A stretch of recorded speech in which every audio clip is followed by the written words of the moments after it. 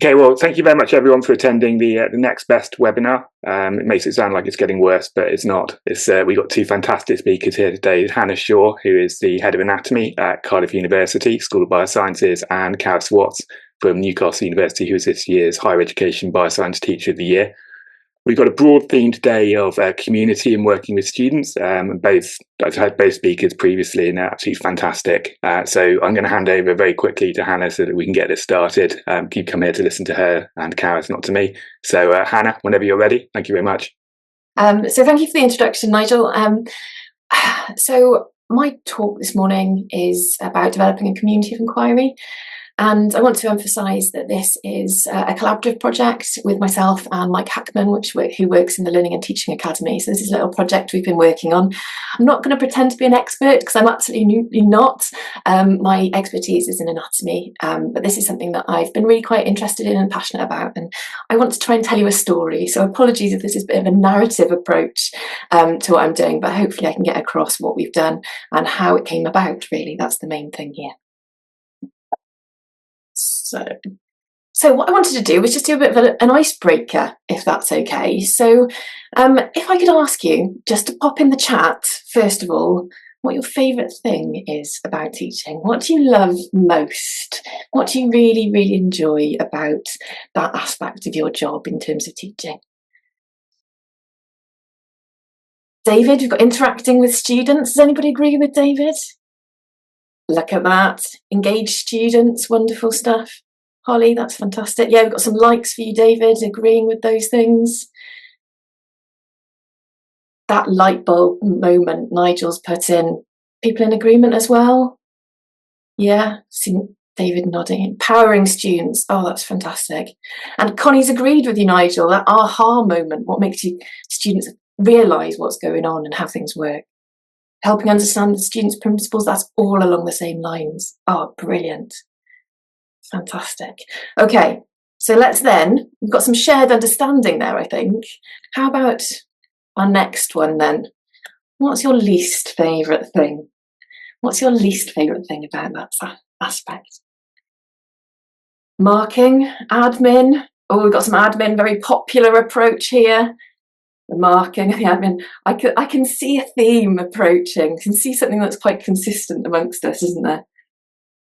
Time pressures, definitely. David, brilliant. Trivia, oh, okay. So admin I can see as a really common theme. Okay, fantastic. Thank you ever so much for engaging with that. Absolutely brilliant. It's great to see that we've got some shared feelings amongst ourselves and how we find our job interesting and challenging. So with that, what I'm going to do is I'm going to move on to what I'm hoping to cover in today's talk. So firstly, where it all started. And that was teaching anatomy, obviously the discipline. Many of us started with doing the discipline job, and scholarship activities kind of expanded from that. Then I'm going to talk a little bit about the community of inquiry, which is something that I've explored recently and become really interested in. It kind of resonated with me as an educator. And where we are now, so something called the Community of Inquiry Toolkit, which is a resource which is used to analyse and support the development of a deep and meaningful learning experience. So that's what I'm going to cover today. Does that sound okay to everybody? Brilliant stuff. Thanks for nodding, Nigel. That's brilliant. Helps me along the way. So where did all of this start? So I'm going to ask another question. You don't have to put anything in the chat for this one, but what comes to mind when you think of anatomy? What's the thing that kind of comes to the forefront of what you think anatomy is? And I do this with our students, and very often we get the iconic television programme Grey's Anatomy. And I don't mind what you say, but the first series is always going to be the best. Okay, 19 versions going on down. But some people will think about these kind of diagrams with huge numbers of labels, that detail, that trivia that people often describe. Some people might think of this massive textbook, the seminal version of Grey's Anatomy. But what we try to get across to our students is really about this, the three-dimensional organisation of the body. There's a lot of aspects of anatomy which are important, but this one is probably one of the hardest to understand and appreciate. What structures sit next to one another. So if you are doing a surgical procedure, what structures are at risk? If you've damaged a bone, what nerves might be vulnerable? And this three-dimensional understanding of the subject is really why dissection has been one of the cornerstones of teaching anatomy. And we have come a long way, however, I would say, from the days of Nicholas Choup in Amsterdam. But we have evolved. We are doing things differently, but we still have the foundation, which is really important. And what we've developed into is something much more hybrid or a much more blended approach to things. So we provide students with preparatory material to make sure that they know what they're coming into before they come to our practicals. Textbooks, online resources, 3D models are things that we give our students to make sure that they're prepared. They can have interactive tutorials, practical experience with donors, and also consolidation material. We all know that if I was standing here talking just about the body and how it's constructed, it would not necessarily be as engaging as it would if they were engaging with the donors themselves and the body itself to understand it. So we've developed this kind of system that students do preparation. They then have some interactive tutorials, followed by that practical experience with our donors, and then some consolidation material, which gets them to revisit and review the material, sometimes with a clinical STEM or scenario that gets them to understand it in the context that is important. And we've developed this system largely because it builds on some really important educational principles of spaced and retrieval practice, which we know is really, really important for understanding. And some of the most efficient ways to learn a subject itself. But that practical experience with our body donors is still incredibly, incredibly important. And that's for a number of reasons, not just the science, but also the fact that using a three-dimensional structure helps to reduce cognitive load. So we know that that's really valuable for our students. But it also has a number of other really important educational benefits. So we continue to do it for a number of reasons, not just the science, but also because it helps to encourage personal and professional development within our students. Students work in small groups around their donors, and as a result will develop leadership and teamwork skills, responsibility and ownership over their own learning. We don't tell them absolutely everything. We can't transmit that knowledge into their heads. They have to create it themselves. But also some important aspects of ethics, confidentiality, and professionalism are things that they learn by working with these individuals, which is incredibly important, particularly for disciplines like medicine and dentistry. Additionally, it's collaborative. This teamwork, the students working together, helps them do that co-construction of knowledge. And by working on the same task, they develop that deeper understanding. And that's often through that dialogue or that conversation between learners. Rather than just that surface level, they start to question things much more deeply. And this helps also identify gaps in their knowledge. And experts in the group, we all see people that have an expertise when you're working with others, and actually using and enhancing that can be really valuable for groups of students. But as anatomists, we know that you can't just send a group of students into the lab, put them in small groups and expect them to work effectively. So as a team, we have developed a number of strategies to try and make this approach of learning, which we know is so valuable, as effective as we possibly can. And the approaches that we've kind of used and implemented are about explaining why we teach the way that we do, so students understand the relevance and the importance of teaching anatomy through donors and other approaches. So we also do a meet the team activity. So similar to what we did today, we get people to get to know each other a little bit. We get them to meet each other, and we actually get them to meet a skeleton and put it together, which is a great ice-breaking type of approach. We encourage students to wear name badges. They write their names on their gowns. So other students can remember their names. It takes that pressure off, but also we can start calling them by their names. It makes things much more personal and shows that we really do care about them as individuals. We help students lay down ground rules. We encourage them to think about how groups should work collectively to make sure things are moving as effectively as possible.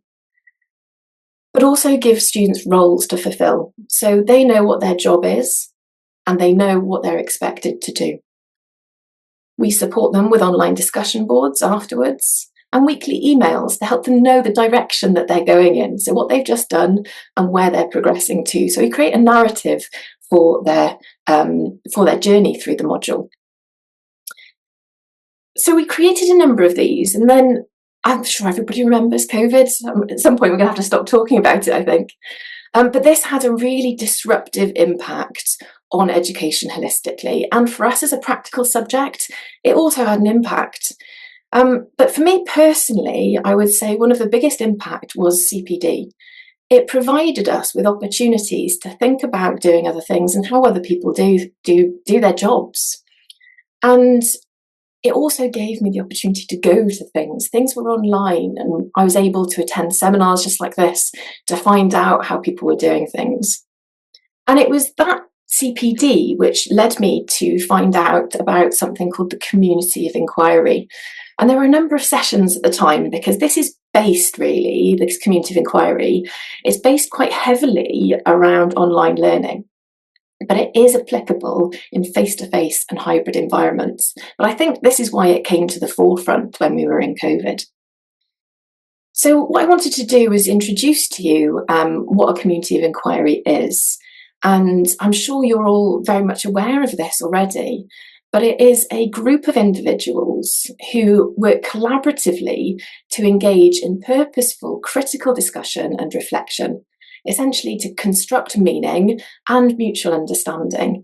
And this definition was put together by Randy Garrison in Canada and his colleagues. And I'm sure everybody will appreciate and understand, or appreciate and agree, I hope, that this is what we want from higher education. We want our students to construct meaning through discussion and collaboration. So this really started to resonate quite heavily with me. And I kind of felt that what we do with anatomy teaching is very much that. We try to develop a community of inquiry. And I was amazed when I found out they had developed a framework. Essentially, they'd looked at how to create a community of inquiry. And the framework itself is a process for trying to create that learning experience for our students. And they've outlined that you can create this learning community, or the community of inquiry, through the development of 3 interdependent elements. Something called social, cognitive, and teaching presence. So these 3 presences are the thing that forms this community of inquiry framework. Does that make sense? Are people still with me? Yeah. So that framework, we have something called social presence, which is the ability of learners to feel part of the community, to communicate purposefully between themselves, but also project their individual personalities, to recognise that they are individuals and they are important. Cognitive presence, so this idea that critical discussion leads to further understanding, so reflection of that as well. And lastly, teaching presence. And this often gets misunderstood in the idea of a teacher being the presence, the person, but it's not.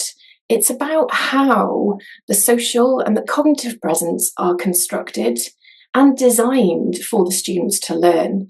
So how the cognitive presence and the social presence are laid down as a framework. And this creates that nexus, that community of inquiry, and that really rich educational experience for our students. And I kind of started reflecting on the things that we'd done and we'd implemented with our anatomy teaching. And I could see clear correlations with the strategies that we'd implemented with these different presences. For example, kind of the ground rules, the name badges, the icebreaker activities, and the roles. We're trying to develop this area of social and teaching presence. and the cognitive and the teaching itself, those weekly emails and explaining what we do. So I could see elements of what we've been trying to do within this. And this is why it kind of resonated so strongly with me.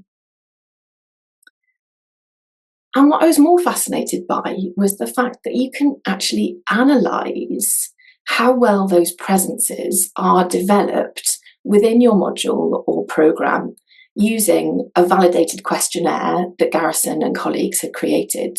So it's a series of questions on each of those presences. And what I'd done is I had tested that questionnaire with our anatomy group.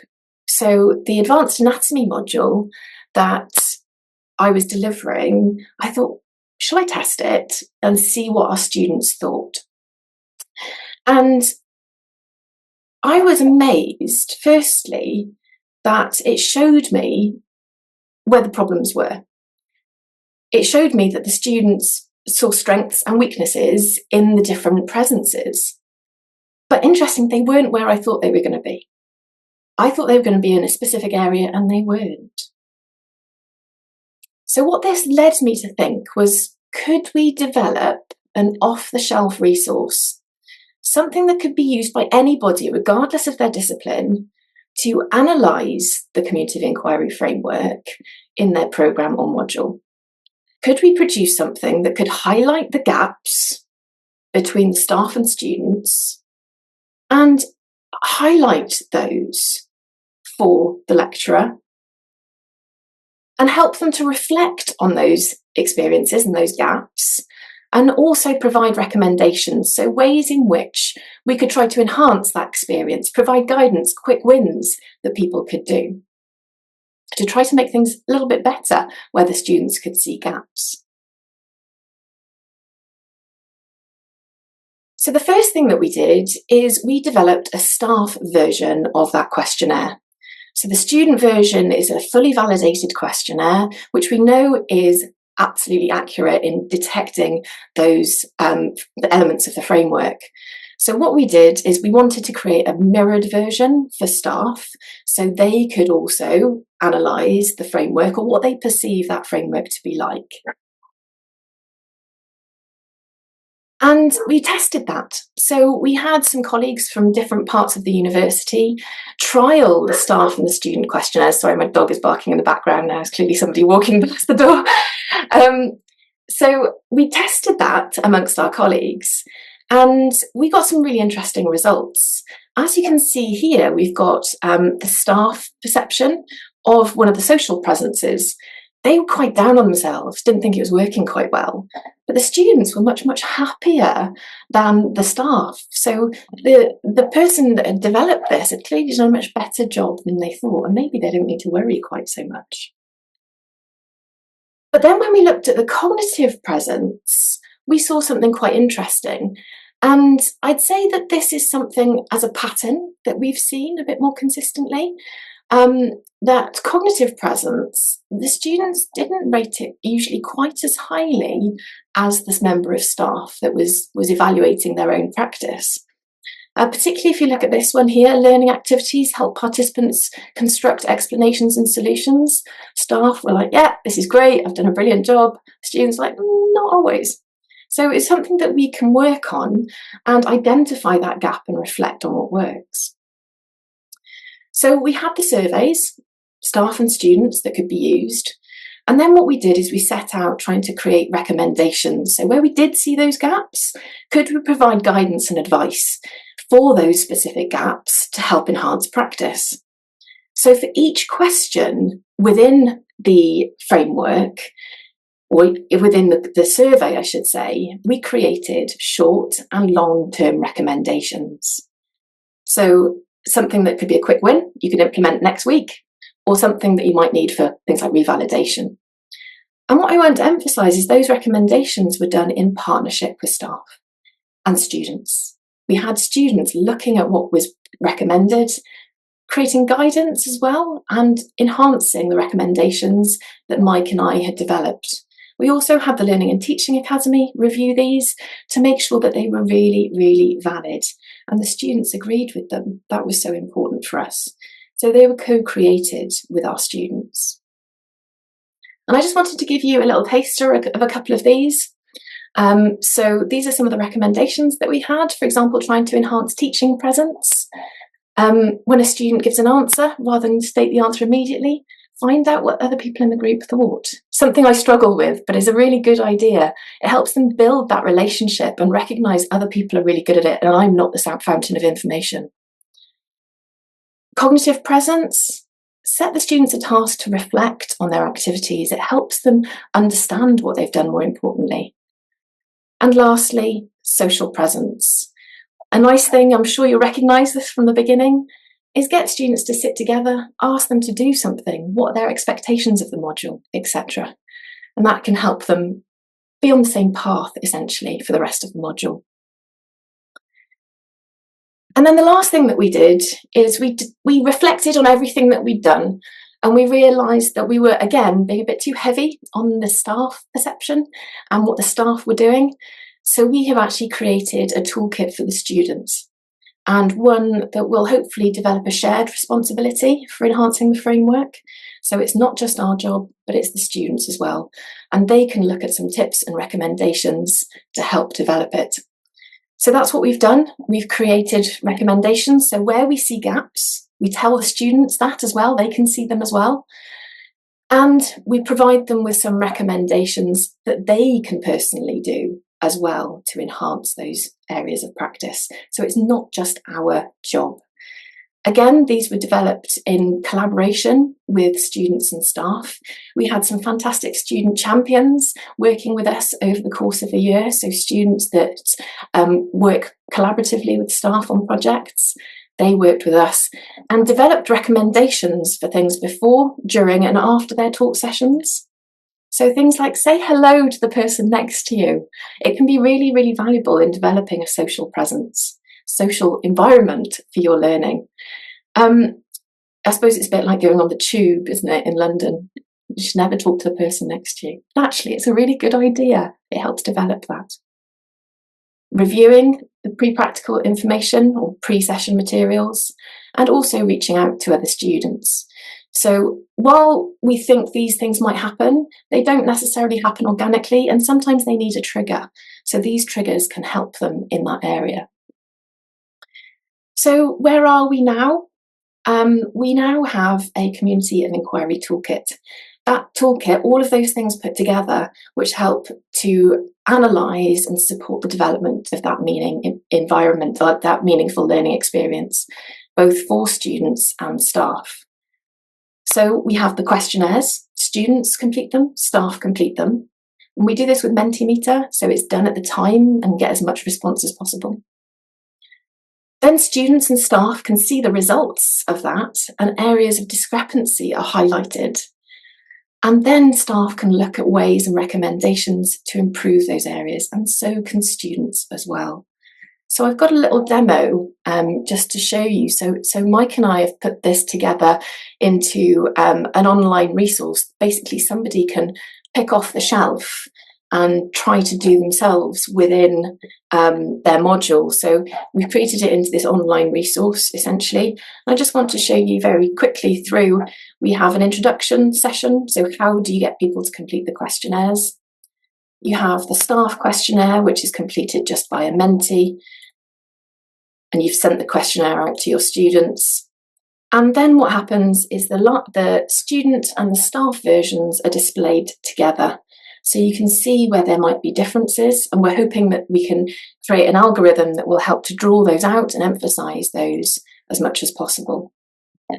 And then we have associated with each question, you can click on the element that you think needs improvement, and you can click and look through the recommendations for how you might be able to do that.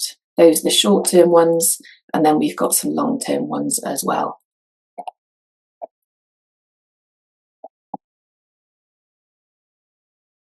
So that's where we are. That's the story I wanted to tell.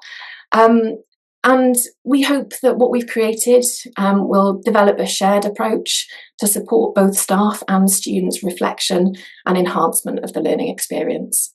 And in the future, we're hoping to roll it out for wider use. We're starting in the School of Biosciences and hopefully externally as well.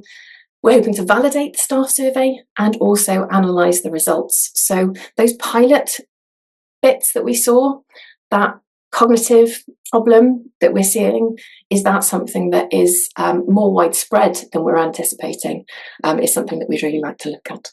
So I'd like to acknowledge the really hard work from Mike and the Learning and Teaching Academy for supporting the development of this, and our fantastic student champions who looked at, reviewed and enhanced the recommendations that we provided, along with our incredible anatomy team. None of this would have ever come about without those ideas.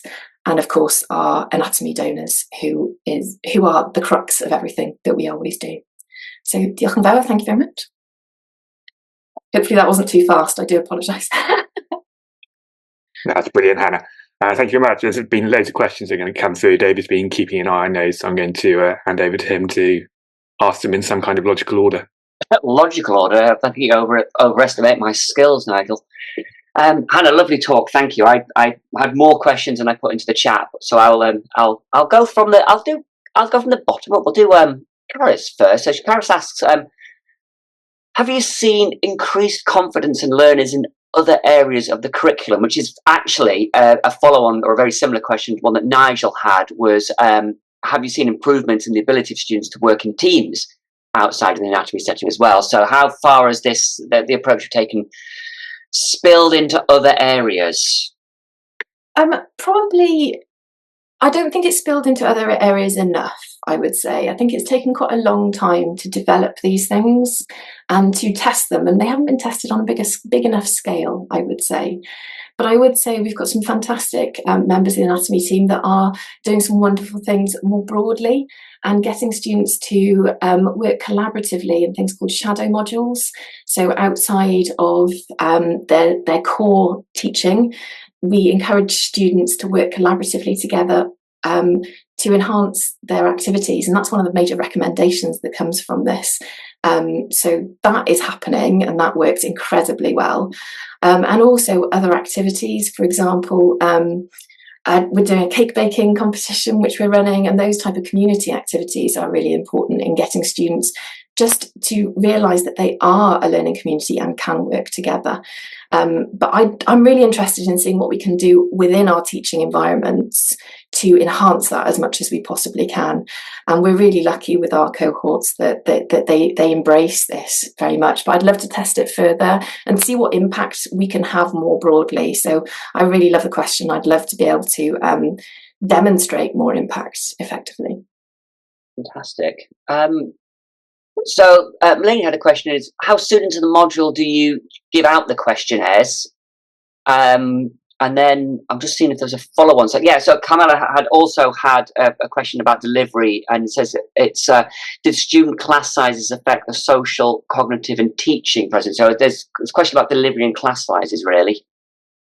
So we've implemented this as a mid-module evaluation. So we've tested it halfway through, so we can then try to actually implement some of the issues that have been raised. So we try to show that we are listening to that feedback and acting on it. So we've implemented it at the halfway through, and that had a really positive impact on some of the NSS feedback that we received for that module. Students did seem to say, actually, we realised that you tried to improve things, which was really, really nice. We've done it at end of module, but it didn't seem to have quite such a big impact as the mid module, I would say. Mm-hmm.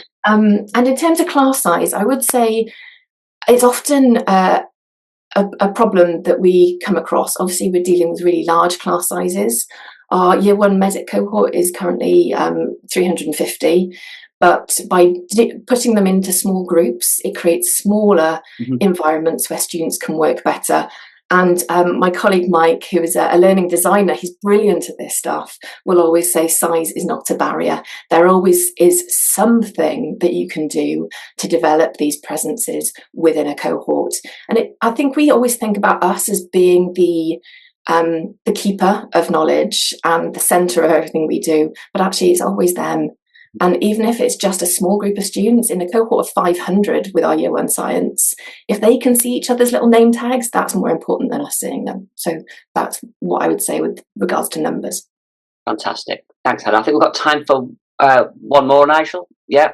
Actually, I can do a 2-in-1 on this once, because so Johnny and Nia both asked about problem-based learning approaches. So let's see if I can merge these two questions together. So Johnny is saying, is there a difference between the community of inquiry and the learning community, and what approaches did you also consider? For example, problem-based or team-based learning, which also resonate with what you've presented. And maybe ask more or less the same thing about problem-based learning approaches. And yeah, it's really interesting. I'd say community of inquiry is a lens through which you can see lots of collaborative approaches. Mm-hmm. So it's got its nexus really in constructivist collaborative approaches, and that's what this is about. So they can and often are used interchangeably. It's just a framework that you can see of developing a learning community. We know that there are problems with defining learning communities and those things. So I'd see it as a lens through which you can enhance a learning community, a group of individuals working together on a common goal.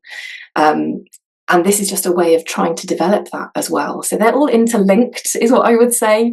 And it can be quite hard with all of this lovely terminology. Again, because it is collaborative, constructivist approaches, I would say team-based learning, problem-based learning fall underneath that. So it is one of those approaches that you can use to develop this community of inquiry. We know there are pros and cons to all of those different types of approaches, but they can be used interchangeably for whatever you need, really. Depends what the problem is to be solved and what you're trying to do, I suppose. Fantastic, thanks. And I think we have time for Aniastio's question, hopefully, which says, did any of these issues come up in the module surveys before you started this work, or were they found out coincidentally, or suspect after you started doing it? I don't think, I was just interested because it was something that we tried to do. I think we often think about the knowledge that we're trying to support our students with, but don't always, I personally hadn't always thought about that social element. It was something that was important, but I hadn't realised how important it was in developing that environment for the students to learn. It's something I'd just done naturally, I suppose, to try and help them. But I was really surprised by that cognitive element.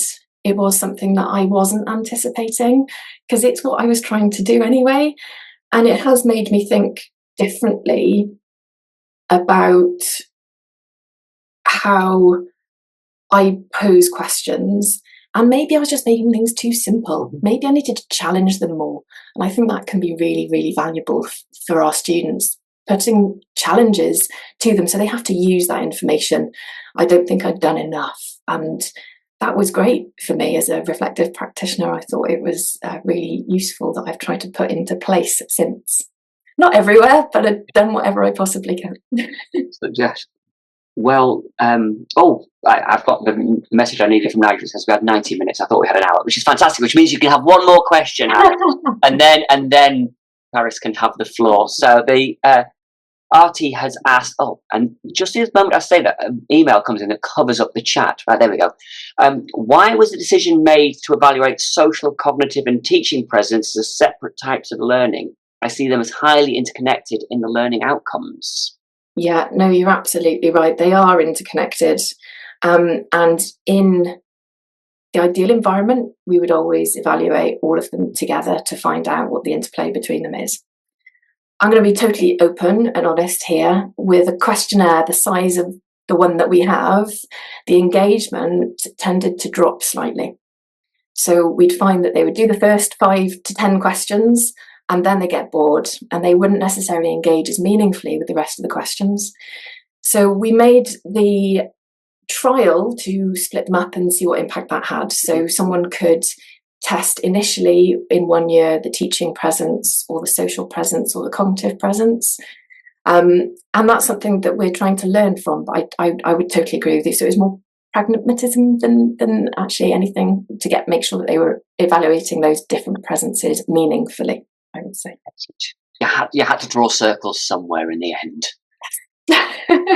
Brilliant. Well, thank you so much, Hannah. An amazing talk, and I think we've all got ideas. I need to think, dig out this questionnaire and have a good look at it now. So I promise, Caris, I'll not be Googling that during your talk. I'll be present and mindful. I will do it after the event. Nigel, over to you.